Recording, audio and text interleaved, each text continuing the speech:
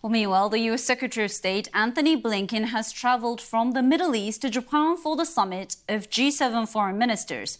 Mr. Blinken called on the G7 to speak in a clear voice about the Israel-Gaza war. And his Japanese counterpart, Yoko Kamikawa, says she wants a candid and deep discussion. Live now to Tokyo, where I'm joined by Stephen Negi, a visiting fellow at the Japan Institute for International Affairs. Thank you so much for joining us on Newsday this morning.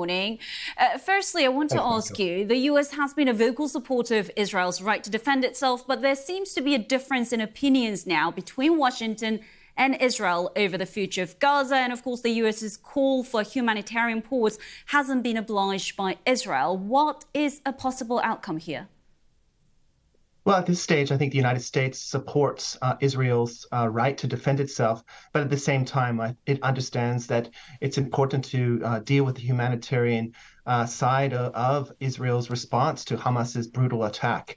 The question is when will Israel feel comfortable enough with its defense to move into a period where they can pause, allow humanitarian aid to move forward, and again, at least temporarily be on the same page of the book as the United States and the other G7 members, which do support Israel's right to defense.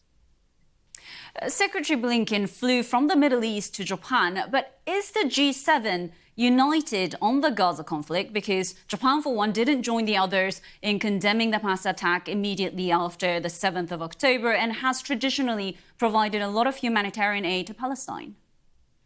Well, Japan is a humanitarian leader. It supports the two-state solution, and it wants to find an outcome in which the Palestinians, of course, and their humanitarian needs, in particular at this time, really are met. But at the same time, Japan supports Israel's right to defense. It has great concerns about this dispute spreading into a broader regional war and how this will impact not only energy supplies that Japan relies on for its economy, but how a potential broader Middle Eastern conflict could disrupt Japan's long-term efforts to court the developing world and ensure the developing world is not only on board with some of the agenda that Japan has for global development and a rules-based order, but thinking about the developing world in terms of how they can support other areas of conflict, such as Russia's invasion of Ukraine. Yes, indeed. I wanted to ask you about Russia's invasion of Ukraine because President Zelensky has said that the Israel-Gaza war is taking focus away from the Ukraine war. Is Ukraine war even being discussed, do you think? How high is it on the agenda? It's high. From Japan's perspective and the G7's perspective, authoritarian states are proactively trying to change the global order and change global institutions. Russia's done this by force in Ukraine. Hamas has done this through terrorism in Israel. And from Japan's perspective, and also South Korea and Southeast Asian countries' perspective and political entities such as Taiwan, there's great concerns that the lessons that are being learned in the Middle East and on the Ukrainian border could be applied by China in the Indo-Pacific region, in particular across the Taiwan Straits. So these countries are laser focused on trying to push back against authoritarian states and Russia's invasion in Ukraine. The question is how do they distribute resources in a way that helps them deal with all these different conflicts that are coming at the same time? Yes, indeed. You mentioned Taiwan and also the territorial disputes in the South China Sea. Do you think those issues are getting even possibly less attention than Ukraine and obviously Gaza?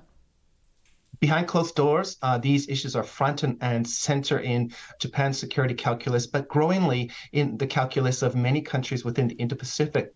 About $5.5 trillion of trade are ferried through the South China Sea and in and around the Taiwan Straits. It's the arteries of transport for imports and exports and energy resources.